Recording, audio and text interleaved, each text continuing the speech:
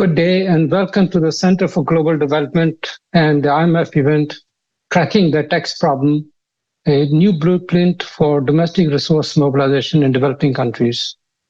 I'm Sanjeev Gupta, a Senior Fellow Emeritus at the Center for Global Development. Meeting the Sustainable Development Goals and addressing the climate crisis will require substantial resources. A recent report prepared for the G20 during the Indian presidency estimated that 2/3 of the required resources must be sourced from domestic resource mobilization and local finance, with the remainder coming from external sources. An IMF study conducted in 2019 estimated that low-income developing countries on average would need to raise an additional 5 percentage points of GDP in revenues domestically to fund the SDGs. Since then, the resource requirements have grown due to the impact of COVID-19 and the investments necessary for climate transition. Low-income developing countries and emerging market economies have made progress in increasing their domestic tax collection since 1990, with an average increase of 3 to 5% of GDP. The PowerPoint this morning will show how these tax collections have evolved over time. However, many low-income developing countries have yet not reached the necessary taxation levels to sustain their development processes. This is primarily due to continuous reliance on poorly designed tax systems and the presence of weak institutions. The subject of our discussion today is a new IMF paper, which highlights that a combination of improved tax design and capacity building can significantly boost tax revenues in low-income developing countries. The paper reveals that the potential for raising additional resources is substantial, up to 9% of GDP. Achieving this potential will not be without challenges and will require substantial effort and commitment from both the countries themselves and the international community. So the purpose of this event is to explore the necessary steps to enhance tax collections in emerging and low-income developing countries and determine how quickly this potential can be realized. To kick off the event, we will begin with a brief presentation on the IMF paper by Mario Manzoor, a division chief in the IMF's Fiscal Affairs Department, who has an extensive experience in tax policy issues.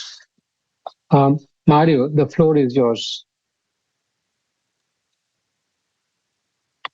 Thank you, Sanjeev, and thank you very much for the CGG to host this event with us on the paper. I will go straight to the presentation and first highlight briefly what I will cover. I understand I have about 8 to 10 minutes, right?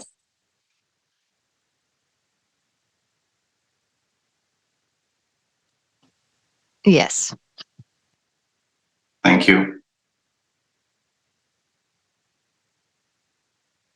Okay, so sorry, let me backtrack a little bit.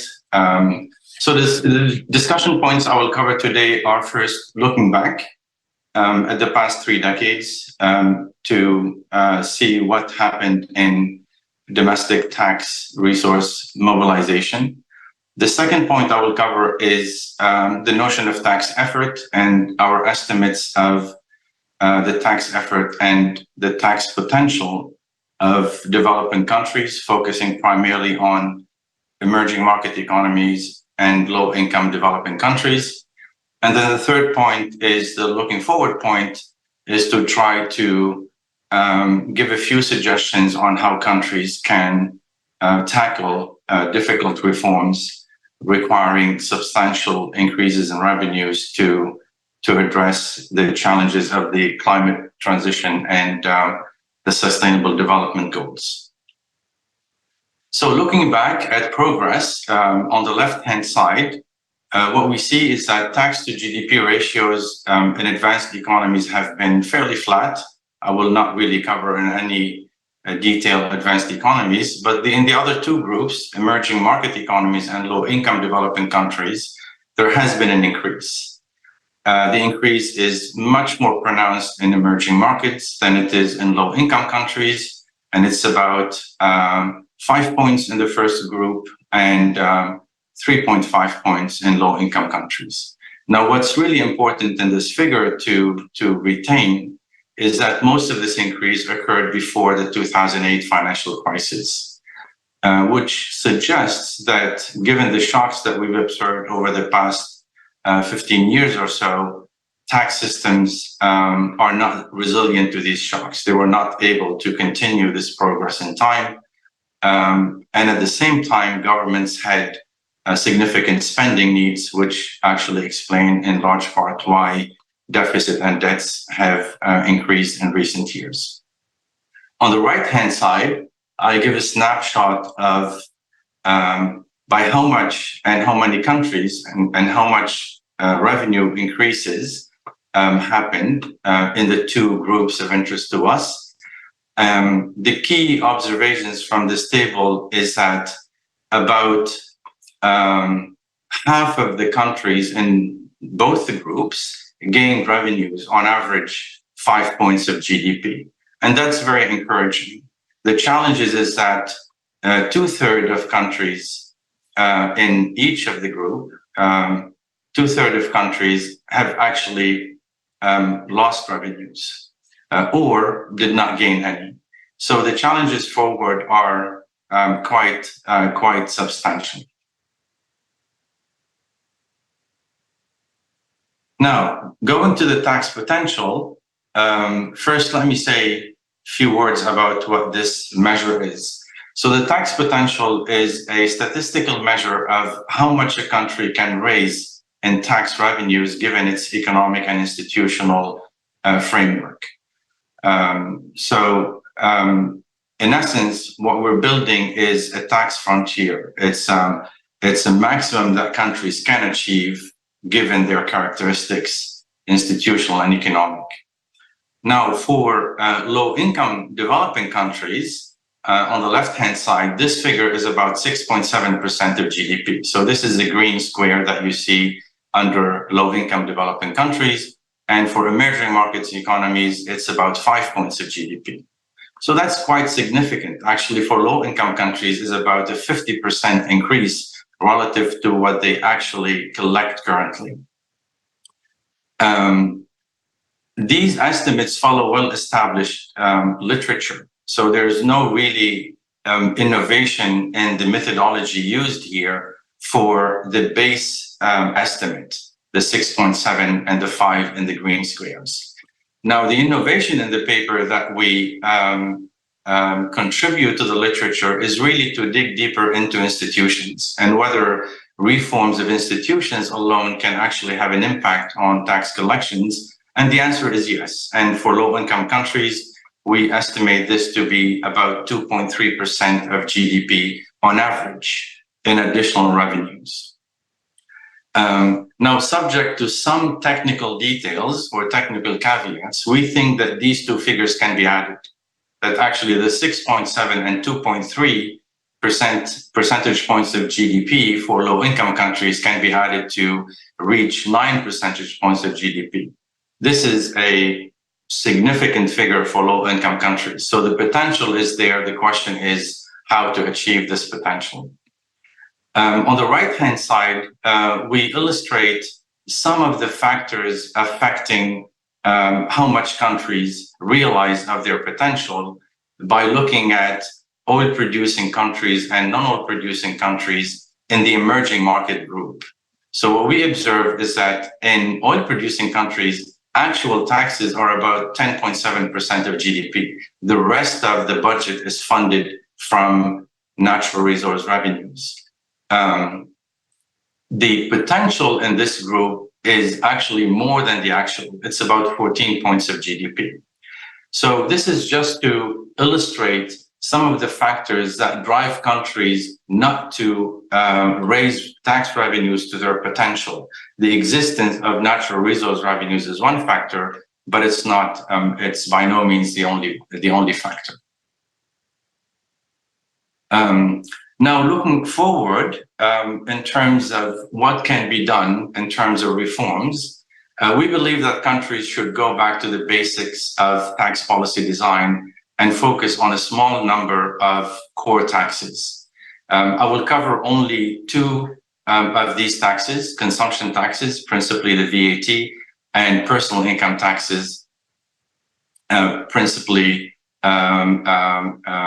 taxes on individuals in the form of wages, salaries, and income from investment in real and financial property. So on the left-hand side, what we observe is that VAT, which is a primary consumption tax in over 170 countries now around the globe, the VAT revenue yield in low-income countries have been fairly stable between 4 and 5% of GDP over the past 2 decades. So there's a slight increase since 2010, but then a dip. The dip is just before the pandemic of 2020. So the important point here is that we don't see any long-term trend of improvements in VAT. We estimate that low-income countries can actually double their VAT revenues by improving just the tax design without changes to the tax rate. So they can double those revenues from 4 to something that's closer to the levels observed today by emerging economies and advanced economies. But even if they did only half of this, even if they scaled back, let's say, half of tax expenditures in the form of exemptions, low rates, etc., they would still be able to manage at least 2% of GDP without increasing tax rates.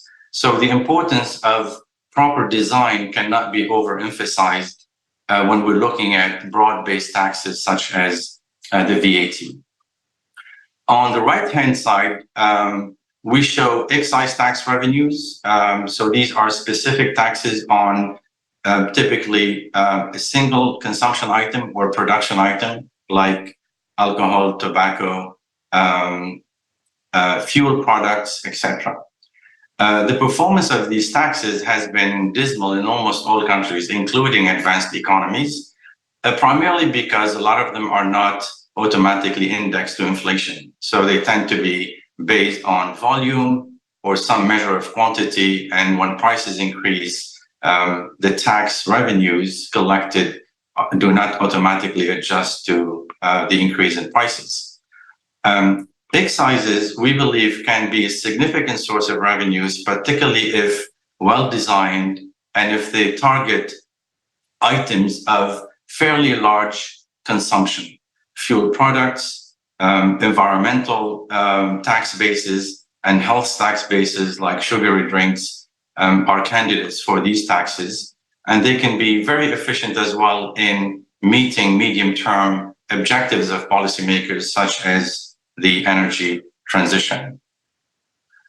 Now let me turn to personal income taxes and start with a very simple exercise. That is, we know that personal income is roughly between 50 and 70% of GDP. In countries around the world, it tends to be more on the higher side in advanced economies and a little bit on the lower side in low income and emerging economies. So suppose that there is an effective tax rate of 15 to 20% on that income, on personal income. That would mean that actually a country can raise between 7.5 and 10% of GDP from income taxes on individuals. That is precisely what we observe for advanced economies. So on the top left, if you look at the revenue percent of GDP in advanced economies in 2020 is slightly above 8% of GDP. The equivalent in low income and emerging economies is about 2%, between 2 and 2.5%, which means that effective tax rates on individual income in low income and developing countries is at best, at maximum, 4%. So income is very little taxed. So why? What is the problem with the taxation of individuals? We identified 2 key issues, really. There are probably more. It depends on country experiences. But the 2 most important are the following. One, the tax base is narrow. For example, capital income is often frequently excluded from the tax base. So that's interest, dividends, capital gains, etc. And the tax base contains usually significant allowances and deductions for doubtful economic objectives. These are deductions that often are expressed as a percentage of income that have very, how should I say that, very doubtful objective in terms of what policymakers want to do with these exemptions, and they tend to be regressive. The second most important issue, we believe, is the income thresholds at which the low rate and the top rate applies. So at the bottom, if you look at the top rate at the bottom left, the top PIT rate in low-income developing countries has been declining. It's today around 30% on average. But the threshold at which that top rate applies on the right-hand side is about 10 times per capita GDP in 2018. It has declined from 20 to 15, 10 times, but it's still significant. So if you take a typical low-income countries and you try to figure out who are the individuals that make 10 times per capita GDP, it's a very, very tiny portion of the population. And they typically tend to benefit from a lot of deductions, as I mentioned earlier. So the effective tax rate tends to be very, very low. The second issue that is important to notice is that countries have been or have tried to compensate revenues from these deductions and allowances by bringing more people into the tax net. So on the top right-hand side, what we call the liability threshold, which is the level of income at which the first positive rate applies, has been declining. And it's today less than 1 time per capita GDP in emerging economies and slightly over 1 time per capita GDP. So governments have been trying to tax more people at the bottom end of the income distribution. And this has, we believe, consequences. First, you're not going to get much revenues from it. There aren't too much revenue at the bottom end of the income distribution. And two, it's likely to hurt primarily women, particularly single women with low income, and encourage informality. So we don't think that this is a proper way of designing the PIT. We think it's better perhaps to increase that a little bit and broaden the base, reduce the deductions and the allowances that are typically provided. So how to reform? That's the question that I hope the panel will discuss more broadly. Well, we have a few suggestions in the paper. First, we think policymakers need to really recognize that tax and state capacity are highly intertwined. In fact, some academics have suggested that they are one and the same, that you cannot really think of tax capacity without thinking of state capacity and vice versa. And that picture at the right side of the slide tries to present the idea of interactions between the two. Second, again, as I mentioned, the focus should be on core taxes, a very small number of core taxes. Typically 4 or 5 taxes would be able to raise much of what governments needs to fund their budget, given their capacity or their potential. And they would tend to be more elastic to GDP, meaning that they are more resilient over time when small changes or small shocks affect certain parts of GDP. The third is really to pay particular attention to the tax base. Often in tax reforms, what we observe in our work with countries is the headline tax rate is rarely a big issue. What is an issue really is the way the tax base is defined legally. And fourth, governments need to recognize that tax policy reforms need to be integrated into wider policy dimensions. For example, health, the environment, income redistribution, trade and industrial policy are a few that come to mind.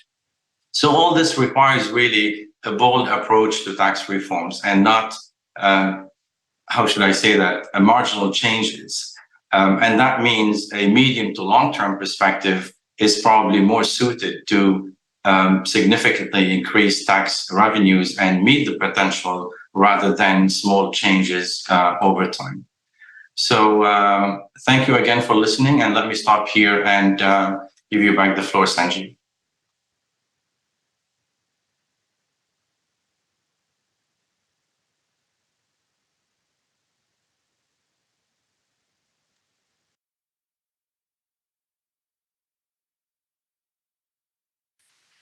You're on mute, Sanjeev. No, Purpose.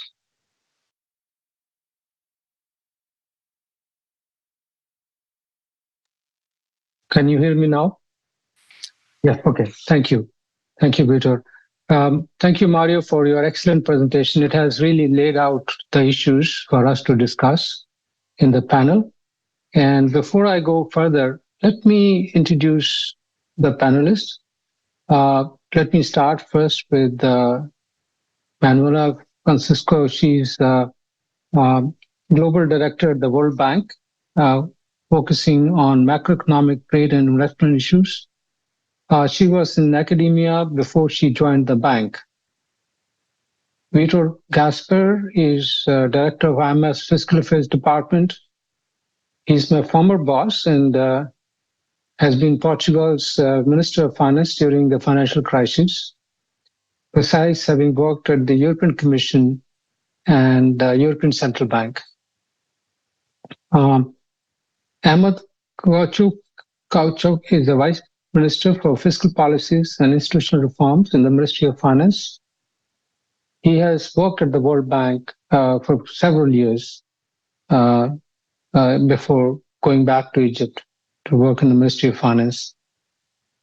Eric Zolt is a distinguished professor of law at the University of California in Los Angeles. He has written extensively on taxation and development and has worked in the US Treasury before. So let me first start. So before I go with the audience can submit their questions through Twitter at CGDDev, hashtag CGDTalks, or email at events@cgdev.org or on YouTube. These questions will be consolidated by our events team. So to allow us to go through 2 rounds of questions, I would request the panelists to limit their responses to about 6 minutes. I've already received a few questions from the audience, and I would like to seek panelists' views on them as well. So let me start with the country representative, Minister Kauchuk. The paper makes several recommendations for strengthening revenue systems in developing countries. Which of the recommendations are more relevant for Egypt? Thank you so much, and thank you, Mario, for the presentation and for the paper. It's really interesting, and I think the topic itself is extremely relevant, as stated in the paper. I don't think any country will find it irrelevant that it will need to do more in terms of revenue collection to be able to do more for its people. So it's a factual statement for everybody. Of course, it's maybe more relevant for these developed countries, but still it's relevant for everybody. So it's important. And the paper it has a very inclusive approach to how to do more and how to raise more revenues, and so there is a very wide menu in the paper. But back to your question, Sanjeev, I think couple of things I would say make it's more relevant for emerging markets at large and for developing countries. And of course, what I'm going to say is more relevant to Egypt, and I'm sure other countries might find it differently. But I think 3 things I would say from the paper, I found them extremely relevant. The first one is more on being always ready to seize the opportunity, and here where the MTRS is extremely important. And we have, with the help of the IMF, and then also with the help of other institutions, have been developing our medium-term revenue strategy over the last couple of years. And beside having a structured way of thinking and putting everything in one place and getting things that can be coordinated and harmonized, policies and institutional reforms, it's also good to have this because opportunities happen, and if you're not ready with ideas and with things that you can push, it will be very difficult. So I think having a medium-term revenue strategy is extremely important. What we're trying now to do is also to publish it and to turn it into medium-term revenue strategy that is available for everybody. Of course, the published version will be slightly different because not everything you can bring to the table in the very explicit way. But also, this is extremely important for predictability and for the foundation. I mean, we don't want to forget that the main foundation for collecting more revenues is to have a thriving economy and a growing economy. So also we want to keep the competitiveness of the economy while also making sure that we're getting more and more revenues to be able to do more for the people. So this is one thing very important. The second, which it's stated as an institution, and there is a lot of things under institution that you can bring. But I would say that I really believe that the most important part of the institution is people, and investing in people and people and people is the key for that. There is this recommendation about having a tax policy unit, and exactly what we did over the last 2 years with the help of the IMF. And one of the things under the medium-term revenue strategy that we have developed is establishing a tax policy unit. But it's not about the tax policy unit itself. It's about the people that we brought. It's about the deputy minister that we brought to cover this topic and to be dedicated for this.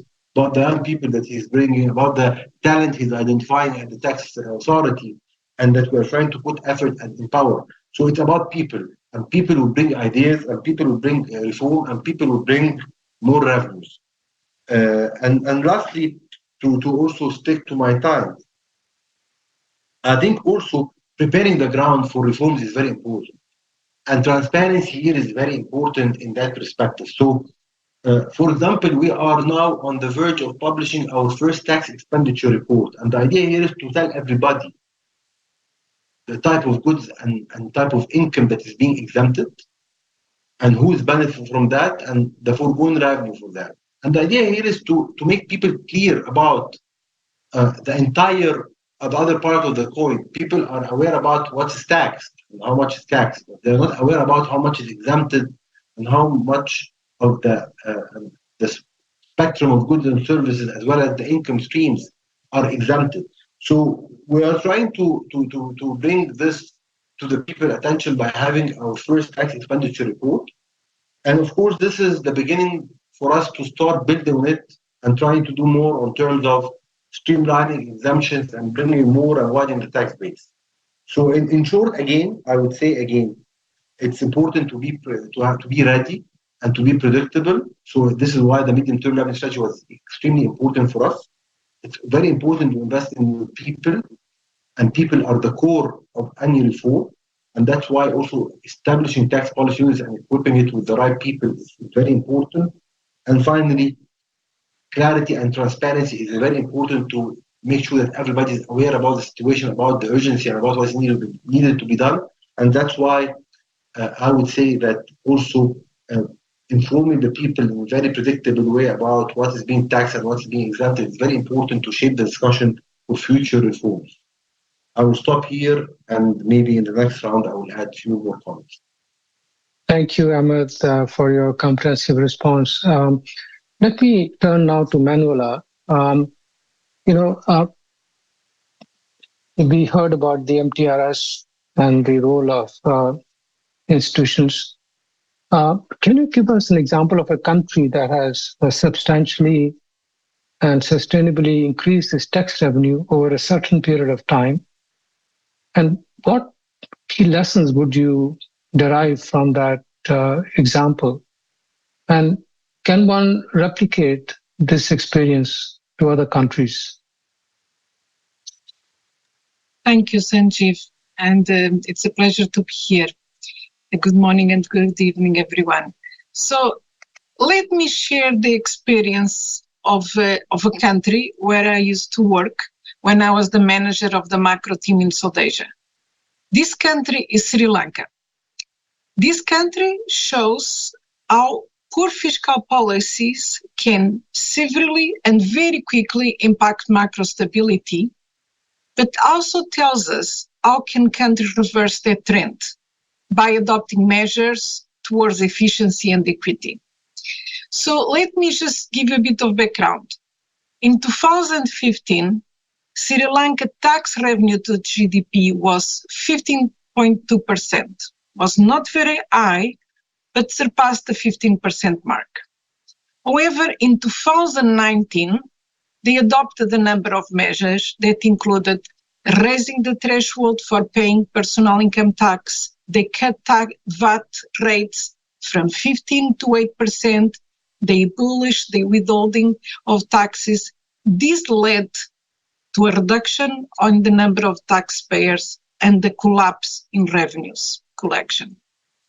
By 2022, collections were down to 7.3%. This down from 15.2% in 2015.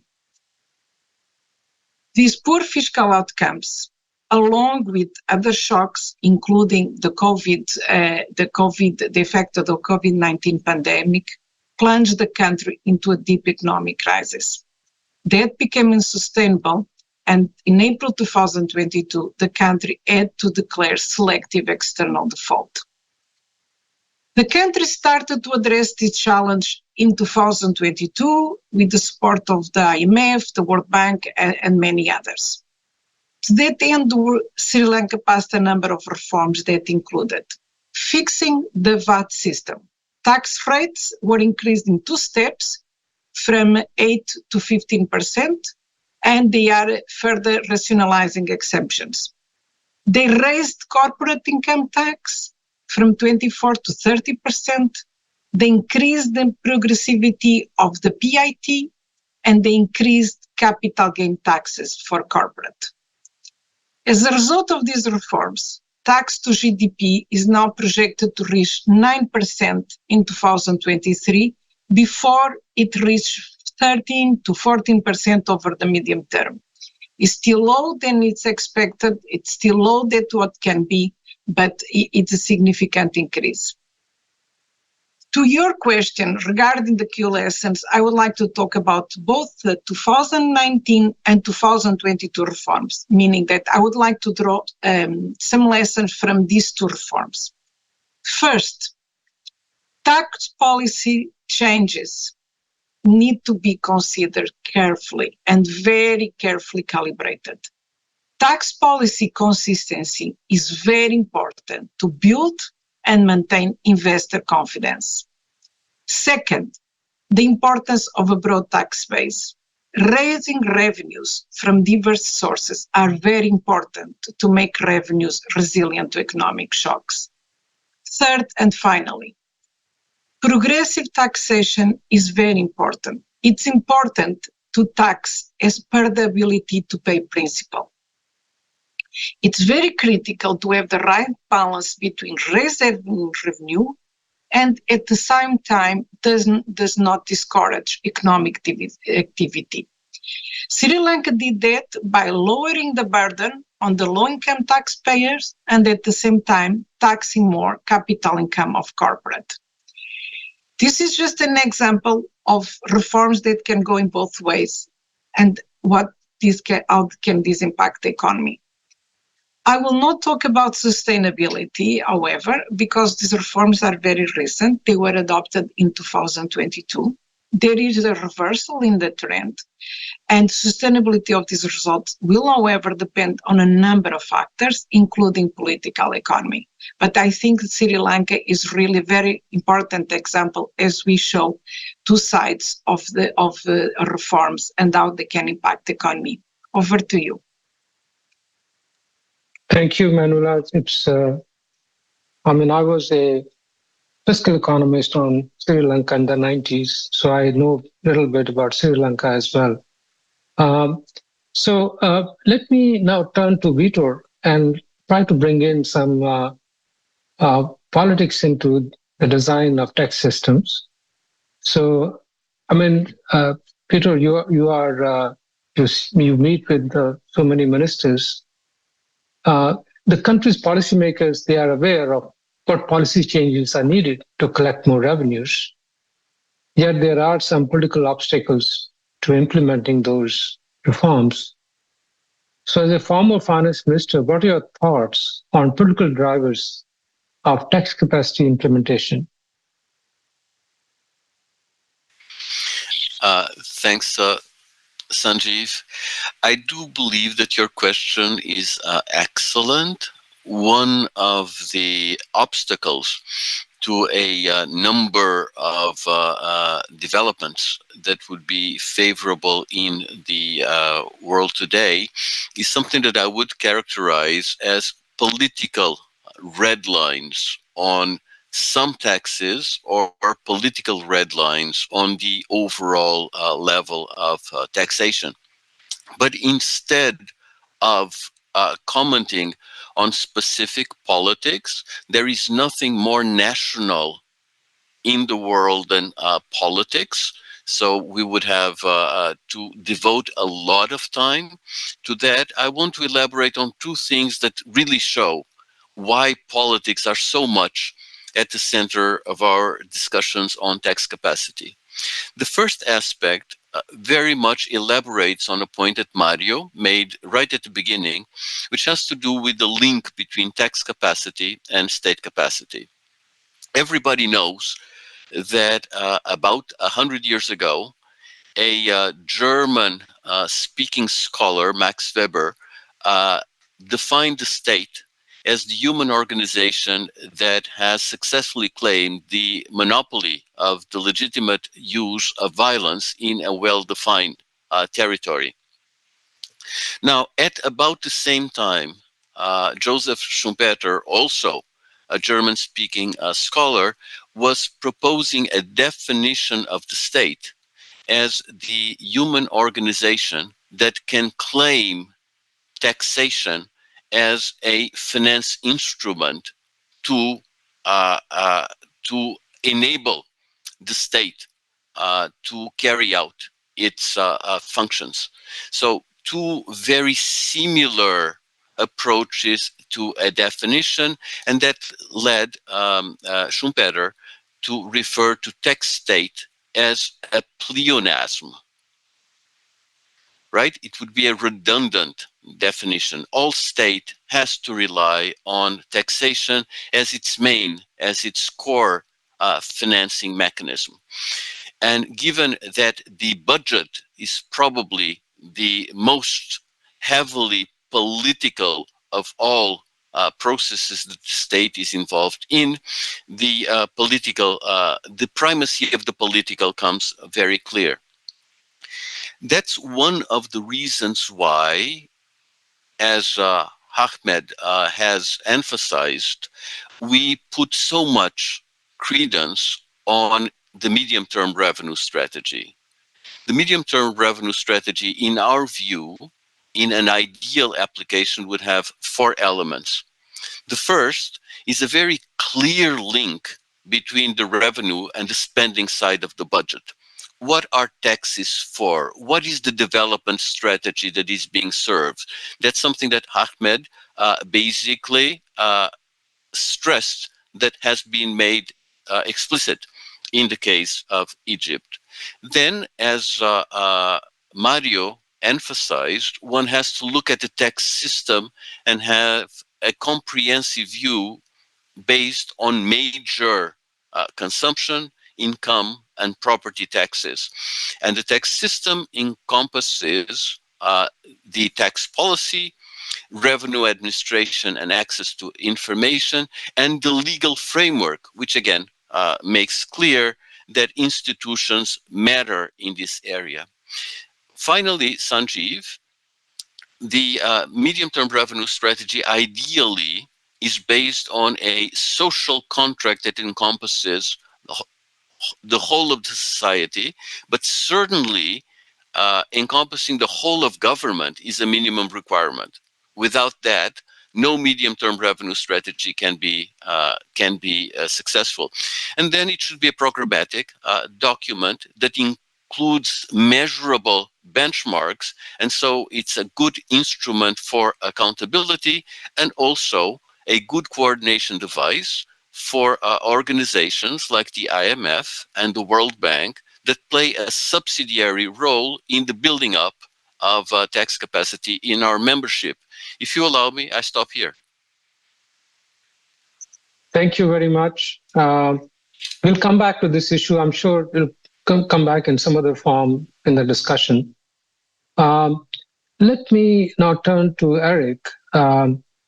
Eric, you worked extensively on the issue of taxation and development, especially from the legal perspective.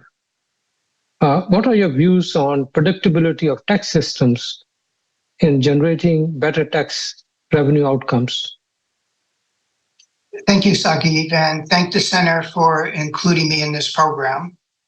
Let me start by saying that the IMF paper on building tax capacity in developing countries is a valuable addition to the literature. It is timely given the revenue needs in a post-COVID world. It provides a series of thoughtful recommendations for low-income developing countries and emerging market economies to improve tax capacity. And most importantly, it provides useful information on revenue improvements made in these countries over the last 30 years and examines the potential for improvements based on the tax capacity model. In many ways, this paper follows in the tradition of Nicholas Kaldor's classic 1963 paper, Will Underdeveloped Countries Learn to Tax? Or as some noted, will developing countries learn to tax like Western advanced economies? And as Mario noted, the biggest difference continues to be the failure of many developing countries to have robust personal income taxes. While I appreciate the data challenges, there is an area where the paper could have provided more information, specifically to get more detail about the revenue performance of the personal income tax over the last 30 years. How much of the increase is from increases in revenues from taxing labor in the formal sector, and how much from other sources? This will allow us to determine how well a country does in taxing income from capital, capital gains, and income from businesses not taxed under the corporate tax system. So, Sagib, in answer to your question, let's start with some reasons for optimism for improving tax capacity in developing countries. First, changes in the economy, and whether it's increase in per capita GDP, growth in the formal sector, increased use of the financial system, greater digitalization of the economy, and particularly those last two provide valuable information that will be useful to tax authorities in designing and administering taxes. Second, I believe there's been a change in the tax environment. In the New World Post-BEPS project, there's a new norm for multinational entities on what constitutes acceptable tax behavior. And there's greater access of information, whether from country-by-country reporting or exchange of information agreements. This allows countries to get a better idea of the foreign activities of domestic taxpayers. I think there have been improvements in the tax law over the last 30 years, with the biggest changes most recently being in the taxation of cross-border transactions.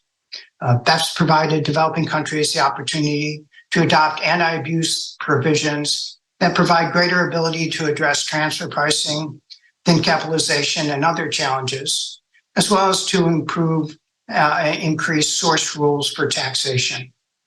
And finally, there's been changes in tax administration. There's been an improvement in the quality of the personnel. And as Ahmed has noted, it's really all about people. There's greater use of technology that makes compliance easier, whether it's e-filing or pre-populated return or electronic invoices. And it provides greater access to information for tax authorities. We see more specialized units in tax authorities for large taxpayers, multinational entities, as well as high net worth individuals. We have better use of withholding and third-party reporting regimes. And we also have greater use from the information from the value-added tax to aid in taxing informal suppliers, independent contractors, and professionals. But there's a lot of reasons to be pessimistic about improvements. Let me start with two somewhat contradictory observations. First, many of the IMF policy recommendations in building tax capacity are not new. You can go back 30 years to earlier fiscal affairs division papers, most notably by Tanzi and Z, where the same themes on the deficiency of tax policy and tax administration are set forth. And it's not clear why this time may be different, why this time the recommendations will be followed by developing countries. And second, somewhat inconsistently, for those of us who worked on tax reform in the early 1990s, I think most of us would agree there have been dramatic improvements in tax policy and tax administrations in almost all countries. But over these last 30 years, what is disappointing is there not enough improvement in revenue capacity to show for it.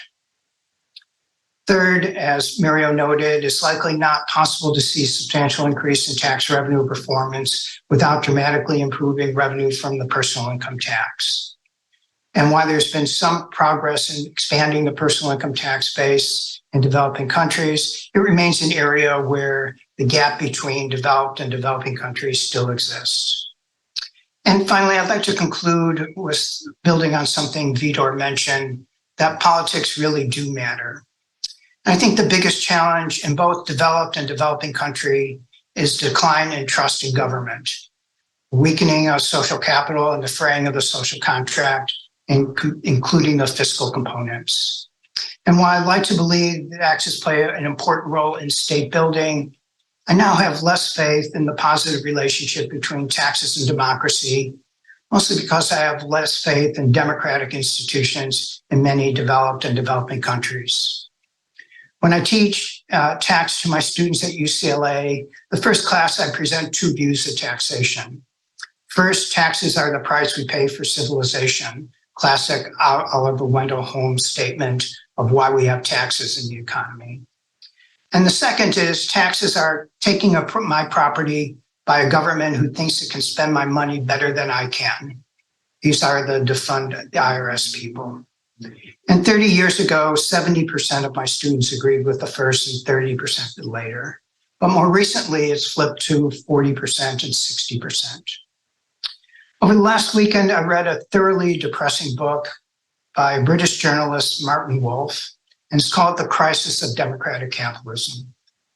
It examines the fragile relationship between market economies and democratic institutions, and it highlights the rise of populism and polarization and the growing distrust of political and economic elites.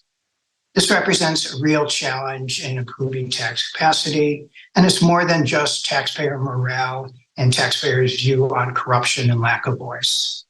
Thank you, Saeed. Thank you, Eric, for a very comprehensive answer to this question.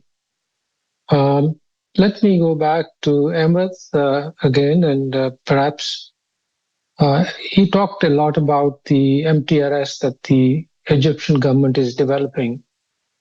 And you talked about the establishment of tax policy unit. So that is one subset of institutions which are needed. And what are the other institutions do you think Egypt needs to strengthen to be able to mobilize more revenues? Thank you. I think to build on to address this question and to build on what is being said, the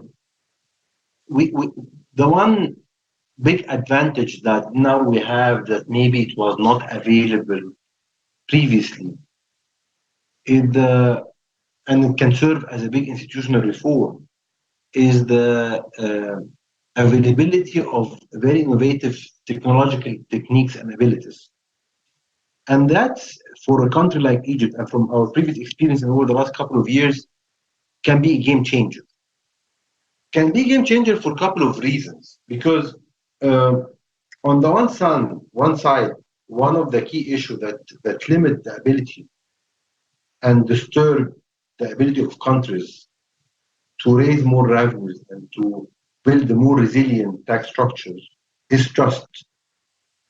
Trust between the people, the taxpayers, and the institutions and the government.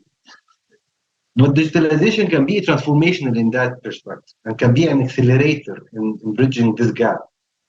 because on the one side, it can allow for a much wider tax base, it can allow for more information, more analytics, and more informed decision making. But also on the other side, it can also improve significantly tax services and ensure that taxpayers are getting the rights and that it limit any abuse on part of the tax authority, the government. So I think digitalization has been a very effective mean, and the advancement that we're seeing now is allowing us tremendously to move forward. I can give you one simple example. Over the last couple of years, we have introduced electronic e-tax and e-receipts, which is basically, and it became mandatory that all taxpayers have to, all companies and all individuals have to issue tax receipts and tax payments, tax invoices for all their purchases as well as for when they make all their sales. And suddenly, we are able to collect on a daily basis millions and millions of information about who's buying from whom, and a system that allows us to know exactly, to a great extent, the tax liabilities on firms, on individuals, and it's very easy also to identify, or much easier now to identify also tax evasion and tax avoidance. It was not easy to bring it from the beginning, but also one big edge that allowed us to move things forward is that on the other side, this would allow taxpayers to avoid the treatment that used to happen in the past, where tax authority would go and do inspection and investigation later on their performance. Now everything is electronic, everything is submitted electronically, and if the authorities and the country accept those invoices, then there is no need actually to do anything else. What I'm just saying is that digitalization and technology, if it's well utilized, can bridge one of the most important gaps, which is broadening the tax base while also tackling the issue of trust, which is the most difficult and the most hurdle factor that's facing emerging markets and countries like Egypt from our own perspective. So I just wanted to highlight this point because maybe this is also something that we need to learn better and to grab better and to integrate better in our policy discussion and recommendation, because this is something that was not maybe available in the same way few decades ago or few years ago, and it can be a huge opportunity to deliver better services for the taxpayers as well as more revenue for the state and for the government. So I think this is, if you add to it the people that I talked about before, and if you add to it having a very credible plan over the medium term that is also giving some sort of predictability to the taxpayer, can be a good ingredient for a country to make a big progress while also building more and more trust with its people.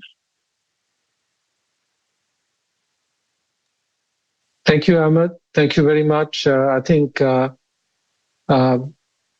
clearly digitalization is an important consideration as part of the institutional development, and I think you elaborated a lot on that.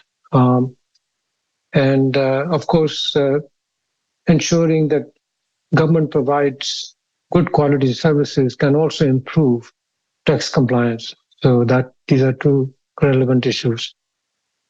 Vitor,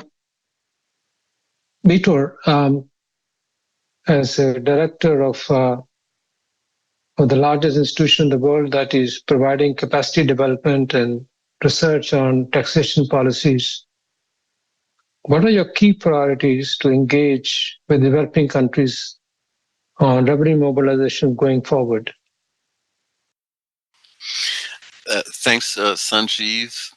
Something which was implicit in the answer that I gave you before is that given that politics are primarily a national phenomenon, one has to engage with countries in a way which is country-centric.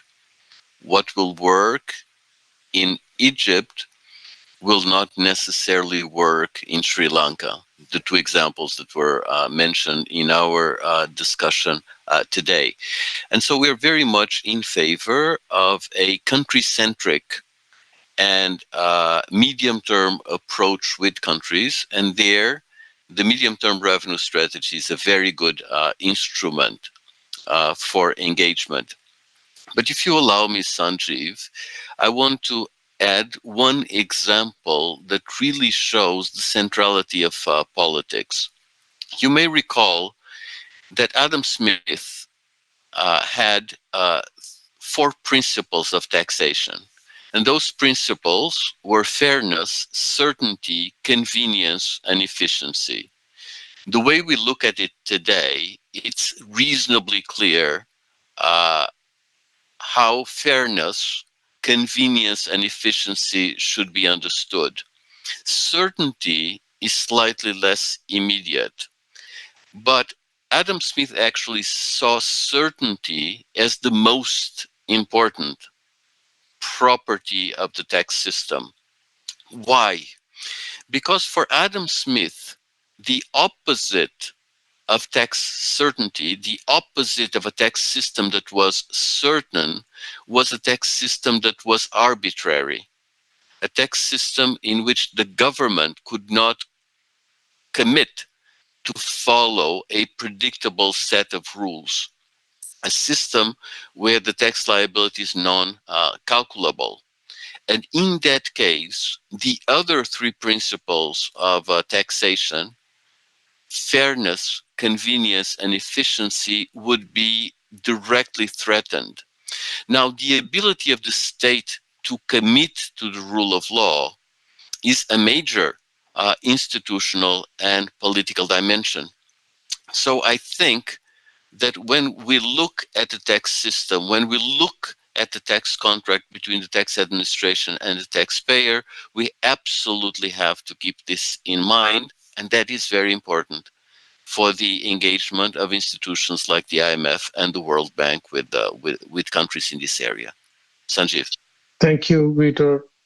So we'll have to go through the remaining 2 panelists quickly to also be able to discuss the questions, and we are left with about 18 minutes. So let me go to Manuela. How important is the work of tax capacity and domestic resource mobilization at the World Bank? And how do you plan to collaborate with other institutions, not only the IMF, on helping countries improve domestic resource mobilization? Thank you, Sanjeev. So the short answer is that it's very important for the World Bank. And that is why DRM is now part of the World Bank Evolution Roadmap that is being discussed as we speak. So the situation is the following. Countries face huge financing needs. Poverty has increased. We all know that it's estimated there are 90 million more people living in extreme poverty. SDGs are off track in most countries. There are financing needs for climate action. And all this is happening in a context of slow growth, high global prices, and very high interest rates. All stakeholders need to contribute in a meaningful way. The World Bank and the other IFIs are increasing take risk and are mobilizing additional resources through financial innovation. But this is not enough. And I'm not talking today here about private sector, which plays a very important role. I'm going to focus on public sector. Countries need to undertake reforms to increase domestic resource mobilization, rein in their fiscal positions, build buffers, and control their debt situation so that they can support growth in a meaningful way. Just very quickly to give you some numbers to put the discussion in perspective, and I will focus on low-income countries. Last year, more than 50% of low-income countries had fiscal deficits greater than 5%. This is both to revenue and spending, of course, but if we speak on revenue, 56% of low-income countries collect and 50% of GDP in tax and social security, which for literature says that is not enough to ensure public service delivery. This is, of course, very much intertwined with that challenge, and that is why 60% of low-income countries are in debt distress or in high risk of debt distress. Because of that, some countries dedicate half of their revenue to pay to service their debt. In some sub-Saharan countries, debt service is more than the budgets of education, health, and infrastructure combined. So the question is, how can these countries grow in a sustainable manner if this is the situation? So to help countries get out of what I would call this downward spiral, the World Bank and of course many other institutions, including the IMF, the World Bank is revamping our DRM strategy. And I will talk about three things here. First, we are going to prepare public finance reviews to all countries. So this is an analysis that will include both revenue and expenditure so that we can have a comprehensive view of public finances. This analysis will guide our engagement to the countries, and we will pay particular attention to countries where tax collection is below 15% of GDP. We will continue, of course, with our traditional lending and project NTA. We have about $4 billion committed to DRM. This is very important for what we have been talking today about state capacity. These bank projects focus on both policy, but also capacity and tax administration. And finally, just to say a word about this, we are also increasing the accountability and drive for results in the area of DRM. DRM progress is now going to be a core indicator of World Bank performance. Finally, you asked me to talk about collaboration, so I'll be very brief. The platform for collaboration on taxes and the Global Tax Program will continue to be the key avenues for providing coordinated support to the countries. It's very important that different institutions provide coordinated message and coordinated support to the countries so that we have impact. For example, the PCT includes the World Bank, the IMF, the United Nations, OECD. The objective is, as the challenges are so big, to widen this support and go deeper in our support so that we can have more impact on the ground and be more helpful to countries. Over to you, Sanjeev.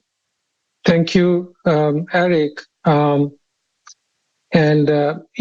You've written extensively on taxation issues. From your perspective, is there a case for wider use of wealth and property taxes in developing countries? Thank you, Sagiv. It's a fascinating question and a very timely question. And so you start with the question, why have wealth taxes? And Sagiv, my presentation will focus on annual net wealth taxes, but many of the observations apply to different types of taxes on wealth.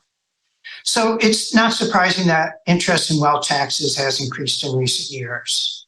There's an increase in income and wealth inequality. The top 1% commands a remarkably high share of household wealth in many countries. And wealth taxes seem like an obvious tool to collect taxes from the wealthy, to fund social programs, to reduce poverty and increase economic mobility. And adopting a wealth tax provides government with a highly visible opportunity to show they care about rising inequality. And Sagiv, there's many good reasons for increasing the tax burden on the rich, besides growing inequality. There's a sense the rich have been privileged by the governments. There's fairness concerns, increased awareness of tax avoidance by high net worth individuals, and the high concentration of wealth likely leads to capture of political institutions. So for me, the key question is not whether to tax the rich, but what is the best way to tax the rich? And so when I think of the question of why not have wealth taxes, I start off by saying that the experience with wealth taxes over the last 50 years has been remarkably disappointing. Most countries have abolished them, and those that do have them raise remarkably little revenue. And they raise remarkably little revenue, even though these countries have substantial levels of household wealth and have remarkably good tax administrations. And in my mind, it's unlikely that developing countries would do better. It's interesting to think about good predictors of the likely success of a wealth tax in developing countries.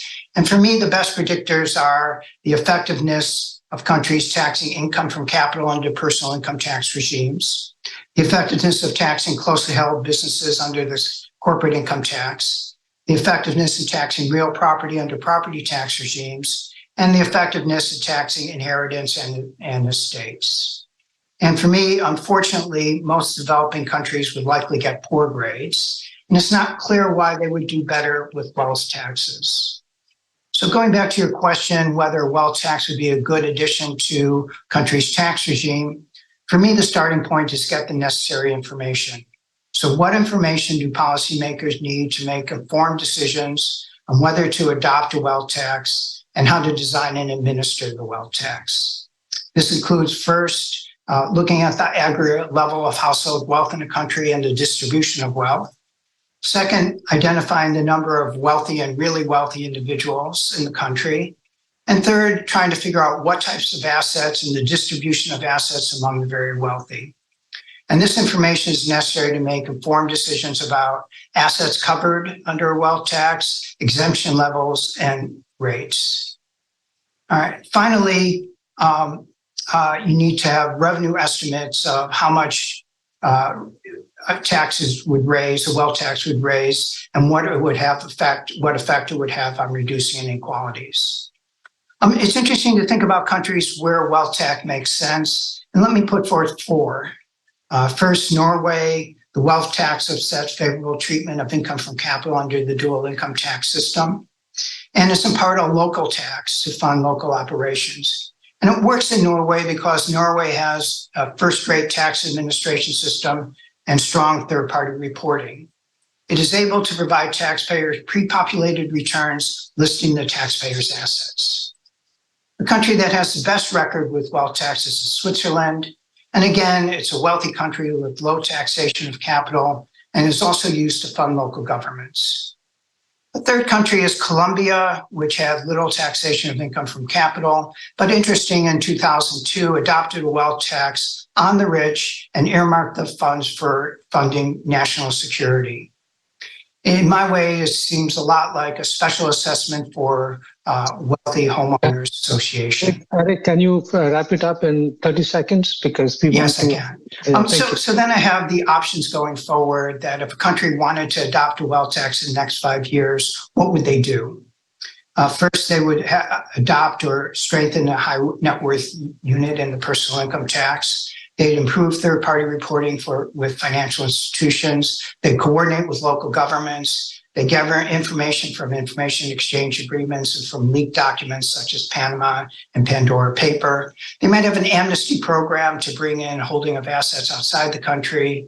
And they may require taxpayers to list certain assets on the personal income tax return.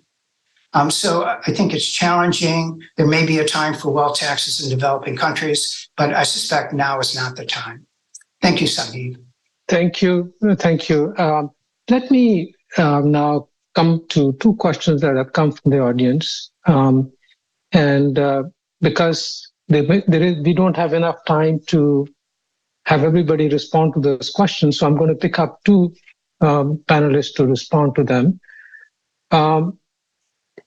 One is perhaps Ahmed could also step in there. How could built inequities in the tax system in developing countries be corrected? For example, developing countries rely heavily on taxing salary earners while avoiding wealthy elites and corporations, something that we were trying to discuss in the last with the last panelist.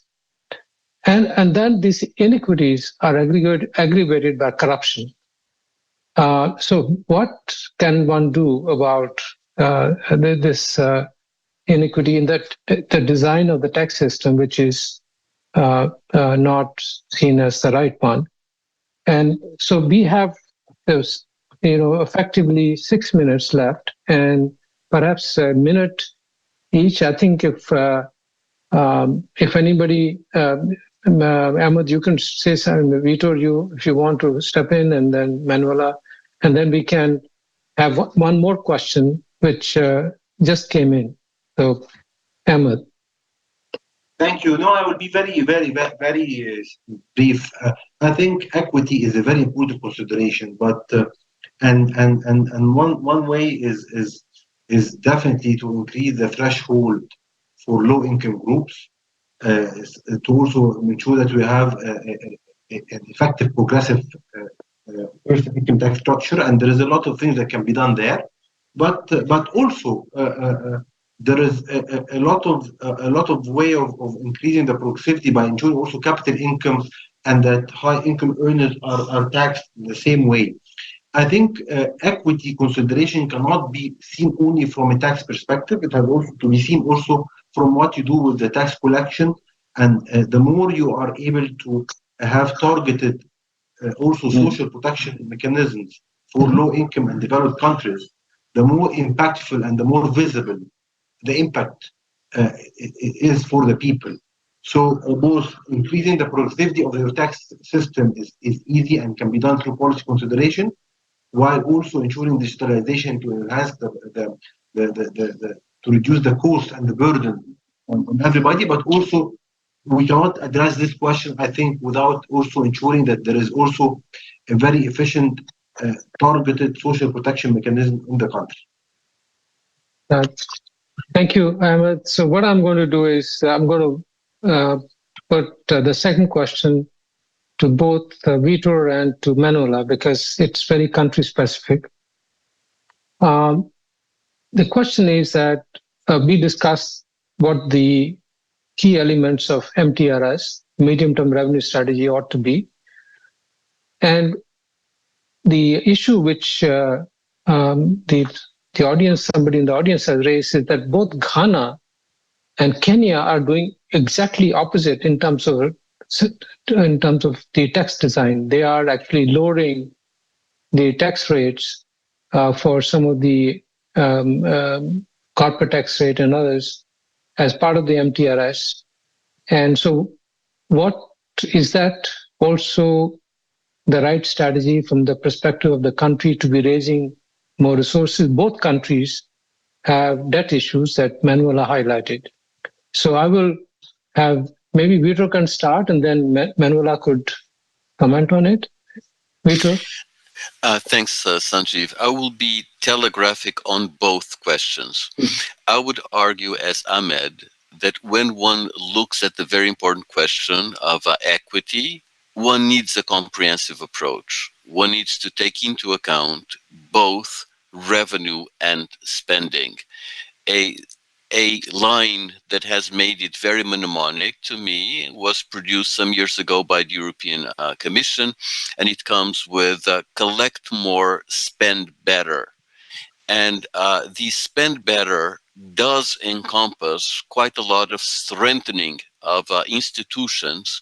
And as you strengthen governance institutions, you naturally fight corruption. And of course, one should emphasize always the importance of accountability and transparency in the fight against corruption.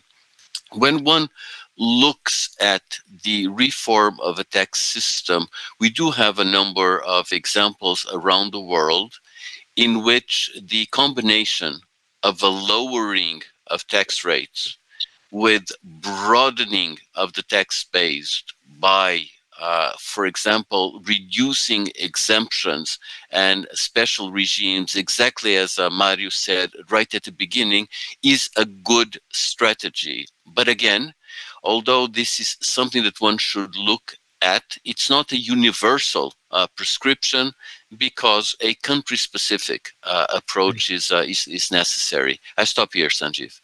Thank you, Vitor, for being precise. And Manuela, you want to add anything to this? So perhaps just very quickly, because I think most of it has been said. So I would just like to say every country is a country and we need to look into the specificities. But one thing we always need to think is about the sustainability, and it's important never get into a race to the bottom. The challenge of lowering the tax for a prolonged period of time is that can create incentives to do the same when is not the right conditions for the country. So a race to the bottom can give to actually of a loss-loss situation for countries. Thank you so much. Thank you, Manuela. So let me, we are at the end of our time, but let me summarize in 2 minutes some of the key things which are that came out of the meeting. One thing is that we need to go back to the basic text design that Mario emphasized, and then of course Ahmed talked about it, and so did Vito. Is that MTRS is one way to establish a credible tax system, and then to be able to mobilize more resources, you have to build trust with the population and also provide good quality services. And in this regard, the advent of digital technologies is going to facilitate in raising revenues and building trust and improving the quality of services. And when one looks at the present-day advanced economies, their tax to GDP ratios in 1914-1915 were more or less the same, but they managed gradually to raise tax revenues, and as we discussed today, combined it by increasing social programs, and that sort of increased the revenue collections over time. So I think with this, I will conclude by thanking the panel for very good discussion. I appreciate everybody taking the time. I know all of you are busy, especially this is before the annual meetings of the World Bank and the IMF, but it's really nice of everybody to come in and discuss this excellent paper that IMF has produced. Thank you so much, and bye.